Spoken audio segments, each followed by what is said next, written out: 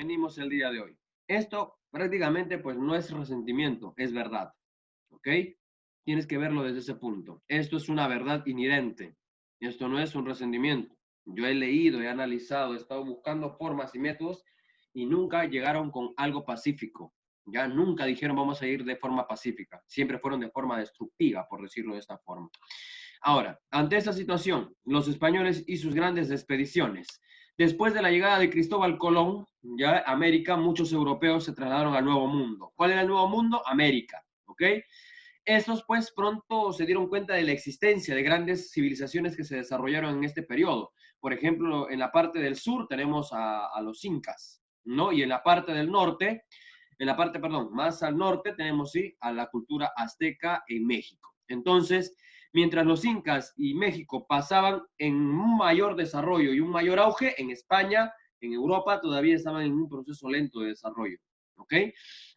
Ahora, ¿cuál era el objetivo principal? Adueñarse de las riquezas. Para esto, anotemos esto, por favor, estos datos. A principios del siglo XVI se inicia la primera colonización en Panamá, ¿ok?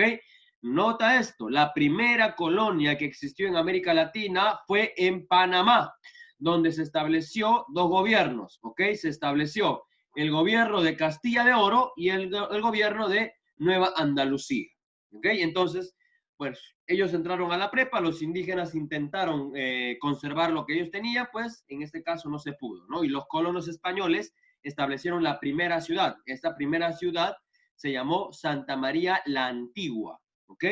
Y el primer virrey, por decirlo de esta forma, de América Latina, se llamó el señor Vasco Núñez de Balboa, ¿ok? Y él va a ser el primer gobernador que va a conocer América Latina. Ahora, en este caso, Núñez de Balboa empezó a hacer expediciones, ¿ok? Ya que él sabía, en este caso, ya que él sabía de la existencia del Tahuantinsuyo. Y para el año 1513, Balboa va a descubrir la parte del Océano Pacífico, o sea, va a cruzar nada más Panamá, ya va a cruzar todo el territorio de Panamá y va a llegar al Océano Pacífico. Y él pues va a determinar que ese océano, ese fragmento de territorio, le pertenece a la corona española, ¿ok? Y uno de los acompañantes que en esa travesía que tuvieron al Océano Pacífico, se encontraron con un indígena, ¿ok? Se encontraron con un indígena y le preguntaron al indígena dónde estaban ubicados. Como el indígena no le entendía, el indígena dijo Virú, no dijo Virú.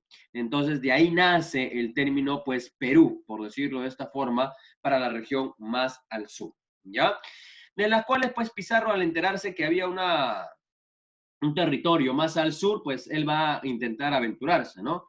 Sabemos que él se había establecido acá, ¿no? Y empezó a hacer travesías, en este caso el señor Balboa, ya, la Careta, luego fue a San Miguel, y en este caso, pues, este ya es parte del Océano Pacífico. Entonces, esto de aquí, pues, lo va a conocer como un fragmento, ya, de la parte de la corona española. Entonces, hasta acá estaba establecido este fragmento, ¿ok? Hasta aquí estaba establecido todo este fragmento.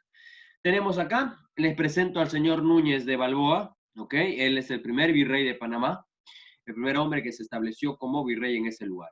Tenemos pues aquí una imagen de la coronación, de cómo es que él llegó en este caso a tomar la parte del océano y conmemorarla como la posesión del mar, ¿no? Él se posesiona y levanta la bandera española diciendo esto de acá le pertenece a España. Pero bien, vamos a mencionar a tres personajes muy importantes, los socios de la conquista, ¿ok? Ahora, vamos a leer acá, ¿qué nos dice? Vasco Núñez de Balboa fue reemplazado por, en este caso, fue reemplazado por la gobernación de Castilla del Oro por Pedro Arias de Dávila, ¿no? Llamado también Pedrarias, quien trasladó el gobierno a Panamá, a la costa del Pacífico, donde se concentraba la población ádiva de las aventuras y el botín y privilegios. En Panamá vivía Francisco Pizarro, Diego de Almagro, quienes tenían en mente realizar una expedición al sur, pero no tenían recursos. ¿Y qué pasó? Entonces empiezan a hacer una sociedad. Ahora, tienes que entender que el virreinato pues siempre es algo movible, ¿no?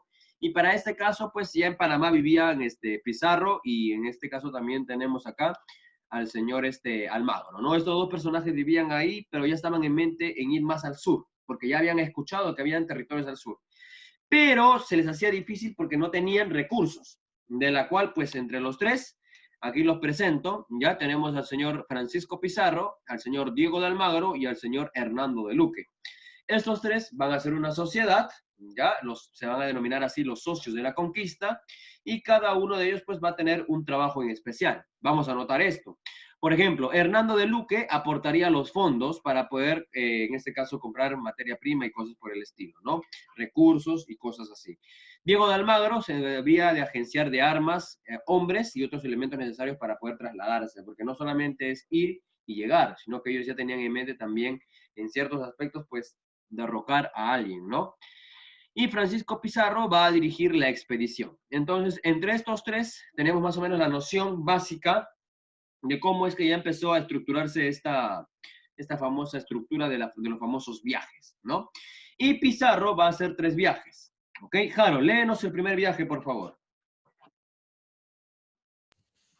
Parte de Panamá el 14 de noviembre de 1524 con 120 soldados. En una sola nave, Almagro se queda en Panamá para organizar la salida del segundo barco con refuerzos. En este viaje logran llegar hasta la desembocadura del río San Juan, de donde retornan a Panamá. Muy bien, gracias, señor Jaro. Anotamos los detalles de este primer viaje. ¿Cuándo se realizó este primer viaje? Se realizó el 14 de noviembre de 1524, ¿ok? ¿Cuántos soldados fueron? Fueron 120 soldados. En este caso, Almagro se queda en Panamá y hasta donde logra llegar en el primer viaje es hasta el río San Juan, ¿ok? Y de ahí pues retornan porque no había más recursos, ¿ok? Y es la forma de cómo ellos hacían. Iban de poco a poco avanzando, y de esta forma poder tener recursos para llegar, ¿ok? Bien, entonces el primer viaje es llegar, el destino, Río San Juan. ¿Cuándo fue? El 14 de noviembre de 1524 con 120 soldados, ¿ok? Vamos con el segundo viaje. Aquí lo tenemos, ¿no? Acá está en el mapa para que podamos ubicarlo, ¿no? Sabemos que sale de Panamá, llega a Isla de Pericos, Cochabamba, Puerto Piñas, Puerto del Hambre y Puerto Quemado. Y de ahí él va a retornar, en este caso, a Panamá. ¿Ok? Es un retorno, un viaje. Todavía es el sector, pues, de Colombia, ¿no? Todavía es el sector de Colombia. Todavía no llegamos, perdón, de Venezuela, por decirlo así. Todavía Ecuador está un poco más abajo. Todavía no llegamos al Ecuador todavía. ¿Ya? Entonces él empezó a expandirse poco a poco. Segundo viaje. A ver, mi amiga Angélica, ayúdame por favor con la lectura del segundo viaje, por favor, hija. Ya. Se realizó entre 1526 y 1527. Regresaron hasta el río San Juan y se dividieron de 2 grupos. Uno se dirigió tierra adentro y el otro siguió hacia el sur. Este último pasó por la isla de Gallo y llegó hasta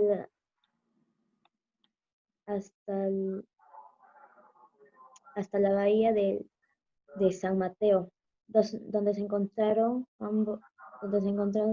ambos grupos.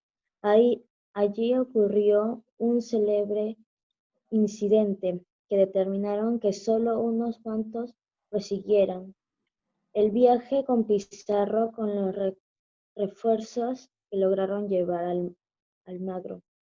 Lograron llegar hasta el Tumbes y la desembocadura del río Santa, llevándose a un indio para que aprendiera el castellano y sirviera de intérprete.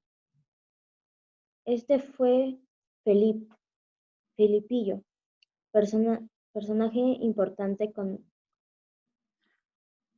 Muy bien, importante de la conquista, ¿no? Gracias, Angélica. Bien, el segundo viaje lo tenemos de estos 2 años, del 526 al 527, ¿no? Estos dos, pues prácticamente este segundo viaje, perdón, va a realizarse desde el río San Juan, pero se dividen en 2, ¿no? Uno empezó a andar por tierra y el otro se dirigía por mar hacia el sur, ¿no? Al final se encontraron ambos en la isla del Gallo.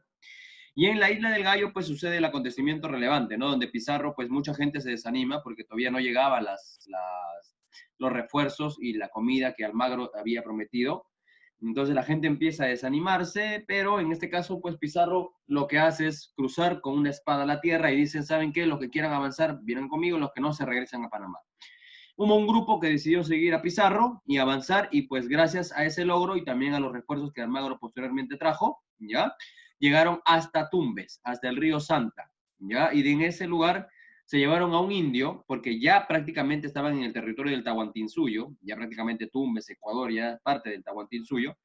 Entonces, en este caso, él decide llevarse a Filipillo para que sea un intérprete. Le enseñaron el castellano para que de esa forma se les pueda entender al entrar al Imperio Inca. Entonces, de forma rápida, del año 1526 al año 1527, el suceso más importante, la Isla del Gallo, donde se dividen ambos grupos, un grupo que sigue a Pizarro, el otro se regresa a Panamá, y en este caso logran llegar hasta Tumbes.